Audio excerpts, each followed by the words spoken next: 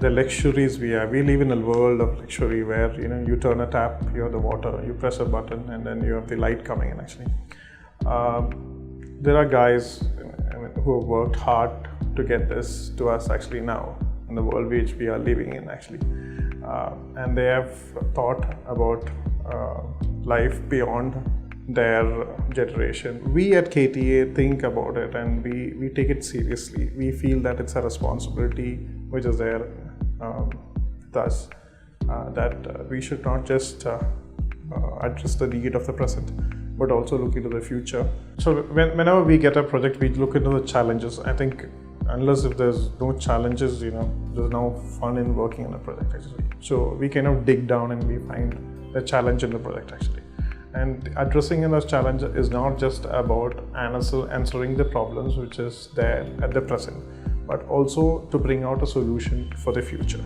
Then when we push boundaries, we need to focus more into the design, we need to focus more into the technology.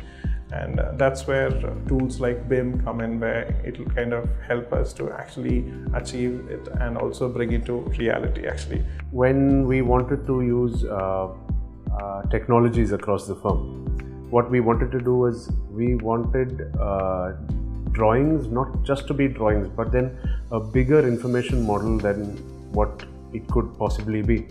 And that was about the right time that BIM came into the whole picture. So Revit was enabling us to talk and communicate across a whole wide range of other software. Basically because Autodesk had this huge portfolio of other software within the industry. So AutoCAD was just not the only one that we could use.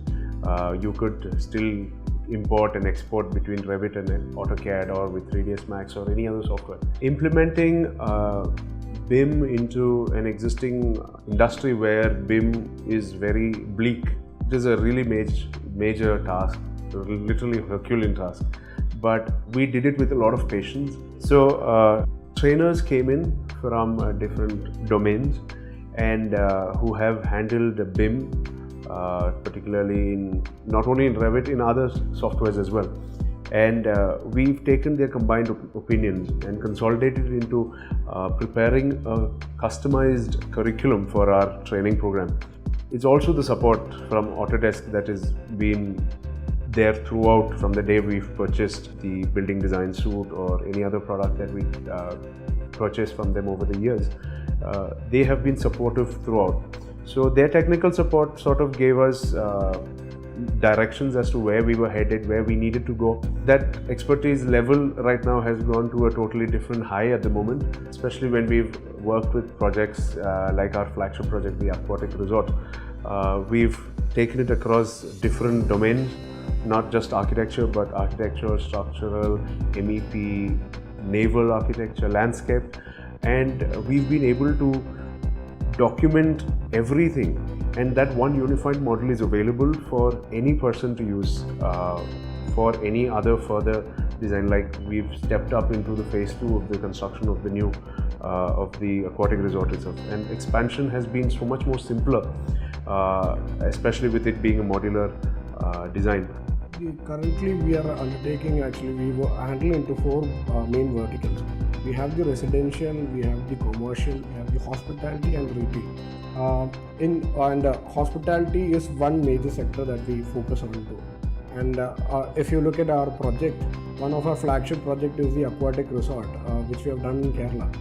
And the client came up with a property of about 15 acres of land, out of which 14 acres was in land. And that is when we came up with this idea, why not we try out a resort in water. And adopting to BIM and BIM technology, what it enabled is we were able to play out our forms and try out variations so that which suited the entire composition in a better manner. I would say BIM is no more a technology to our firm. It's more of a resource. So we have designed our entire BIM in such a fashion that it suits to our design philosophy.